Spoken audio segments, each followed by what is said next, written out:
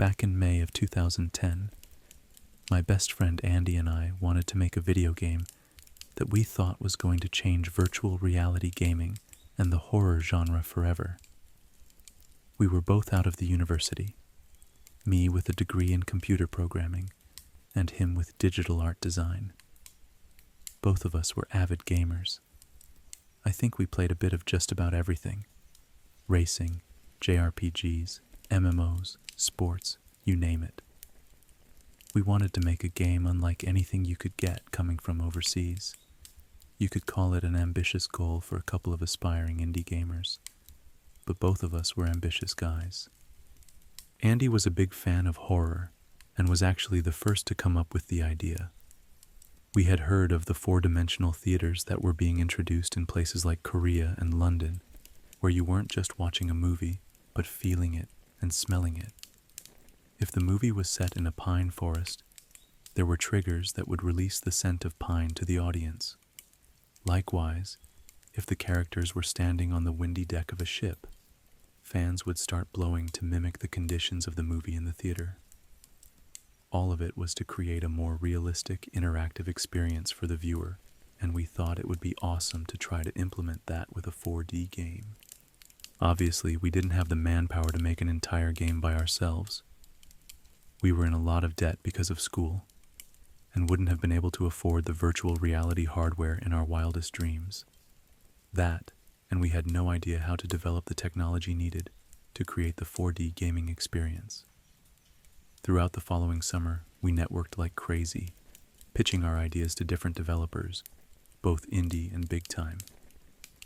There was interest, but the 4D concept was still very much in development, and no one was sure they wanted to invest time and resources in it without the assurance that it was going to hit off. I won't bore you with the details of how it happened, but we finally hit a breakthrough in September when an independent company called Sistelian contacted us after our attempts to pitch the idea to them. They thought it had potential and were interested in onboarding us as writers and programmers. The company itself would take the rights for the game, of course, and there would be a team that would make the final decisions during all stages of development. It was still more than we could have ever hoped for. There was a team of 150 people, a third of who were hardware developers. The controller was built into a padded inclined chair, with a minimalist headset that fits around the player's eyes and ears. The joystick and buttons could be swapped on the arms to accommodate if the player was left-handed or right-handed. Really high-tech, right? Where the money was really sunk was in the environmental simulators and the sensors and nodes that would be attached to the player's body to monitor their physical status. Like I said, the game was meant to be a horror game.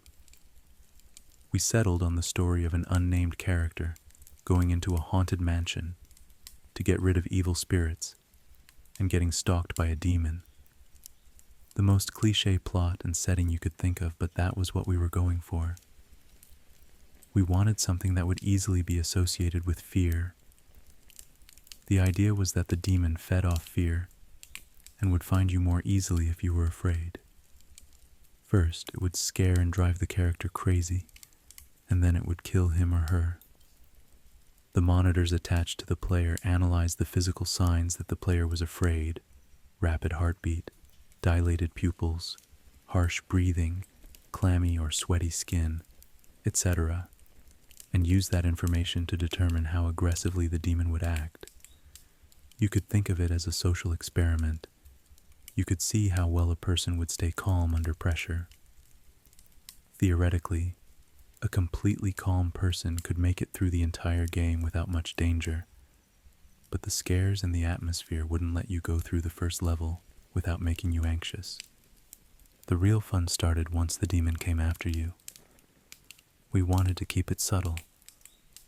No jump scares. That was cheating the player out of the experience. If you think about it, people with real paranormal experiences never report a demon breaking through a glass window and going for your throat. They report brushes against the skin, whispering in the ears, and a loud sound in the distance. Even tingling or electrical sensations. Those were the kinds of things we recreated. We programmed the system to deliver these audio and sensory cues when the player reached a certain level of anxiety. The more scared you were, the more scares you received. At the beginning of the game, you might hear heavy breathing or footsteps behind you. You might even feel cold spots as you navigated the mansion. As you progressed and became tenser, you might feel a grip on your arm, from a blood pressure-like cushion on the chair that tightened around the muscle, or a hiss directly in your ear, along with the feeling of breath. It was elaborate, and it took forever to produce, but when they hooked you in, it was amazing. I had the privilege of being one to test it as it was being produced. They put me in the chair, turned off all the lights, and would play the game through the headset, as well as project the images you were seeing onto a wall, so that the team would see it too. The graphics were realistic. They got the rooms of the mansion, down to the last detail. About 1.5 years after the sensors were developed and implemented into the system, we started looking for beta testers. We started advertising in magazines and message boards for people to come in blind and play the game, giving any criticism or reporting any glitches they experienced.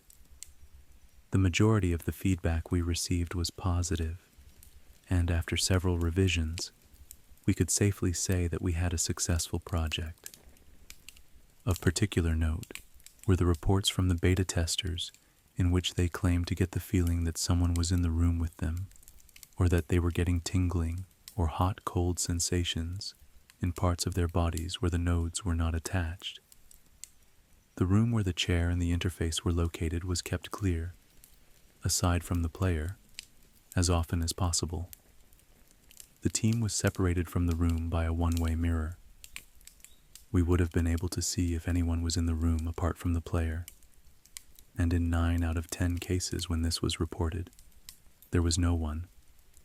The other 1/10 were when a technician was coming in to check the interface. There were times when we would disable and re-enable certain audio and sensory simulations to further test which ones gave more stimuli than others. During one playthrough, the player might have the cold spots, and then during the next, those would be disabled. We never told the players which ones were activated and which were not. The strangest cases were when someone playing the game for the first time would report a cue when it was clearly disabled. In one particular case, a middle-aged woman reported her hair being tugged gently. I can tell you right now, that had not been programmed into the game at that point in time. It was an odd occurrence, but one that could have easily been chalked up to the imagination. Actually, we assumed that most of the cases like this were due to the power of suggestion. We just cautioned the rest of the beta testers not to talk about what they went through, so that the people coming in could get as authentic an experience as possible. As tends to happen in these situations, people started spreading rumors. Some of my favorite rumors were the ones that made the Cistellian staff out to be cultists, who were secretly sacrificing the beta testers to the demon portrayed in the game. I have no idea how that one held up as long as it did, since there were absolutely no reports of injuries on or off-site, and every single one of the testers came out of the building alive. The internet and gossip do strange things to people, I guess. However, rumors like that were starting to give Cistellian a bad reputation. We decided it was time to bring in the media to defeat some of these rumors. We hadn't wanted to have reporters before for fear that other gaming companies would try to copy our methods, but now seemed like as good a time as any. We got several offers and wound up taking one from a popular gaming magazine. The reporting team came in and interviewed us about the games and the 4D techniques used. We used the opportunity to show them around the building and debunk the rumors about animal and human sacrifice. It was actually pretty funny. After the interview, the reporting team wanted to try out the game for themselves. They all had good things to say about it, and when the article was published, Donations and other requests for interviews began streaming in. Andy and I said we should have let the media come in sooner, for all the benefits we were getting. The more we searched Sistellian's message boards, the more we started noticing threads crop up about people who claimed they were experiencing the things in the game after they had left Sistellian and gone home. They were going through the same supernatural phenomena in their everyday lives as they had in the game. In every claim, they said that they would feel as though someone was getting very, very close to them, looking over their shoulders and breathing down their necks. I guess that was one thing about the demon in the game that we had neglected to mention. It had no sense of personal space. The reports eventually involved both minor and violent poltergeist activity, and people would be going through this for days afterward. The reports helped to spread the word even more, but it didn't help the persisting rumors that the testers were being possessed. The most popular thread where the reports were being archived, affectionately called the demon, causing these incidents is the Sistellian demon, or the Sistellian specter. I liked the Sistellian specter better. Then came the day when a young man, only 17 years old, we'll call him John, claimed that he wanted to file a lawsuit against us, as he had been scratched during his time playing the game. As I remember it, John had been doing fine up until he had reached the basement of the mansion and then had screamed for us to let him out. The only evidence of the scratches was a set of pictures taken after he had exited the building. The scratches shown on the pictures were deep and red, clearly not something that had been dealt by a human, maybe by a machine, but an inspection of the chair revealed no sharp part sticking out. The lawsuit was eventually dropped since there was no way to prove he hadn't scratched himself prior to coming in. It's not like we do a full body examination before sitting our testers down into the chair. It was at this point we decided to stop bringing in random beta testers and test the game ourselves for the last stages of development. I was one of the first to be strapped in. They had added so much stuff to the gameplay, and so many more cues that I barely recognized it from the first time I had played. I remember going down the foyer staircase after exploring a series of darkened hallways, lit by old Victorian-era lamps, feeling my palms sweat and the hairs on the back of my neck standing on end. The wind outside the mansion had been howling for the last half hour, and it sounded like someone was whistling a funeral march.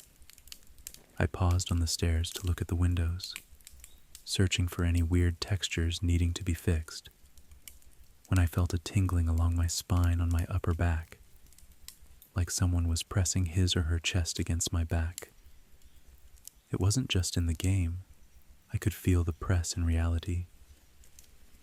I reached up and felt only the chair. The thing that really set me off, though, was the voice that spoke my name in my ear. It was whispered and very clear, no mistaking it for the wind. I spun the camera around, though I knew there would be nothing to see.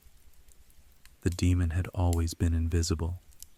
Now I knew why some of our testers had joked about feeling violated while playing. I just assumed Andy had played a joke on me, but he swore up and down that he didn't put any coding in the game for the demon to say the player's name. That would have been my department, not his. He just designed skins. Still, I remained convinced that someone was just having fun with me. There wasn't even a place to input your name. Someone must have pre-recorded it. I played through the rest of the area and then headed home to file my report. It was another late night. I had been pulling the late shift for a couple of weeks as our deadline was drawing closer. We had been having decent weather until about 2 a.m., when the wind picked up and the rain was coming down in buckets. Andy and I had come from the Midwest and were used to bipolar weather. I just worked on and paid it no mind, until the power went out anyway. I grabbed my flashlight, feeling all the anxiety from my time in the game returning. This was a different story, though, and I knew that. My house wasn't haunted. and I had never believed in ghosts for my entire life. My brain said it was ridiculous, but my pounding heart told a different story. I couldn't help but feel every draft and hear every creak of the floorboards as I went down to the generator, which of course was in the cellar. The wooden steps lead me down into the darkness, and I have to admit that by the time I reached the concrete, I was considering just going back upstairs and burrowing myself into my bed. I forced myself to cross the floor to the generator and turn it on. Immediately, the backup lights flickered on, casting a red hue over the dusty shelves and rusty tools on the workbench. So, now I got to be in hell too. The way back wasn't nearly as bad as the way down, and I reminded myself that everything I had experienced in the game had been just that. In the game. There was nothing to worry about. The demon, the Cistellian specter or whatever, was an enemy made out of ones and zeros. It couldn't do anything to me. I was halfway up the stairs, about at the same point I had been in the game when I had heard my name actually, when I distinctly felt someone tightly grab my wrists, as in squeezing like my wrists were being juiced tight. I screamed and dropped the flashlight, which went off on impact. There was no one there, but I still slapped it where I imagined the hand had come from and clambered up the stairs. I didn't stop until I was out the front door and in my driveway, getting drenched and not caring. I whipped out my cell phone and punched in Andy's number. He said he knew how I felt. During his test playthrough, he had accidentally backed his character into a fire, since he had been so busy keeping an eye on the rest of the room. We had all laughed at the mistake, but he hadn't mentioned the fact that after we had taken him out of the game, he had felt a burning in his lower calf. Later, when he looked at his leg after getting home, he discovered he had a first-degree burn right where his character had touched the fire. I drove to his house and looked at his leg myself. He had already spread ointment on the area and bandaged it up, but when he pulled it back, I was staring at a red and swollen burn wound. Out of morbid curiosity, I called the other members of our team who had tested the game that day. It was the same story all around. In the game, Jill had stood in front of a window that had shattered and then cut her hands while picking up the jagged pieces of a ceramic vase had suddenly fallen to the floor. Matthew's character had been crushed by a falling bookshelf, and then, when he had been getting into his car, his door had closed when he wasn't ready, and 3 fingers had been broken. I looked at my wrists again, where dark, purplish bruises were forming. These couldn't be coincidences anymore. I didn't know what was going on, but it wasn't just a game anymore. The next day was a holiday, so everyone at Cistellian was off. I invited anyone willing to go back to the game room to try and play through the game one more time. Andy and I had gone through the possibilities. The point of the entire game had been for the character to go into the mansion to exorcise the demon. They could do it by collected special candles, and then lighting them in a circle in the attic of the mansion. After some other steps were done, the demons would be forced out of the house, and everything would go back to normal. It had been a crazy night, and at any other time, I thought we would have been crazy for discussing these things. We thought that maybe, by completing the game and by extension the ritual, we could stop whatever the hell was going on. After all, no one, to this day, had ever finished the game from beginning to end. The game was as complete as it was ever going to be. Andy volunteered to play, for which I was grateful. Maybe it was cowardly, but I didn't want to be the one to go in. The room was frigidly cold as we attached the nodes. We threw a blanket over Andy to make sure he didn't freeze. The rest of us, 5 in total, not including Matthew, who had gone to the hospital to treat his hand, gathered behind the one-way glass to watch. It was eerie, watching his progress through the game. I knew all of those corridors so well, having labored over their game files for months. Yet now, everything looked new. now that I was sure that I knew what the game was capable of. I watched Andy's heart rate rise and fall on my monitor. His skin temperature analyzers went haywire as he rounded every corner. As was supposed to happen, he felt the demon close in when his fear spiked. But this time around, its interactions were low-key, almost subdued. I fought against my suspicion that it was just biding its time. The demon was made of ones and zeros. Numbers can't hurt anyone. I thought this even as I rubbed my bruised wrists. It took 4 hours for Andy to make it all the way through. He didn't even take a bathroom break. He just wanted to get this done as much as we did. He crept through the halls, doing his best to keep calm despite the advances of the demon. He collected the 6 candles needed for the ritual and made his way up to the attic. Then, things started happening that were definitely not in the programming. The paintings and potted plants in the game began shaking and flying off the walls, clearly aimed for his character. In the safety of the monitoring room, 2 filing cabinets overturned before sliding across the floor and knocking down 2 staff members. Wires attached to the wall disconnected and sprayed sparks around the room. Grabbing a fire extinguisher, I prepared to extinguish any flames that cropped up. Andy had placed the candles on the floor of the attic and was using an old lighter to light them. He was able to get the 4th candle lit before he suddenly bucked in his chair, screaming for us to stop the game. When we rushed in, I saw his hands flailing, as though he was trying to tear off the nodes and sensors glued to his body. Maybe that was part of it, but when I got a closer look, I realized he was fighting with something invisible that was holding him down on the chair. His shirt and face had been slashed, and blood dribbled from the wounds. I was afraid I was going to break his arm since I was pulling so hard to get him off the chair. Finally, we got him free and out of the room, slamming the door behind us. Andy's character had already died, and the game over screen mocked us as we scrambled to call an ambulance. I didn't sleep for the rest of the day, and the following night as I waited in the hospital. Andy's wounds were worse than we thought. There was a massive amount of internal bleeding that we hadn't known about. The doctors tried to stem the blood loss with transfusions, but their efforts were for nothing. Andy passed away early in the morning. A week later, I saw a news special about the death and its connection to the game and Sistelian. I couldn't blame whoever had blabbed. The police blamed Andy's death on the system malfunctioning, as though that could explain the scratches and the internal trauma. Our supervisors didn't care. They ordered the project to be shut down, and I was grateful. I never wanted to see that game again. The only way I was ever going back to the Sistelian building was if that room was demolished and the chair dismantled. Though, to be honest, I wouldn't have been surprised if anyone who tried to take it apart was attacked as well.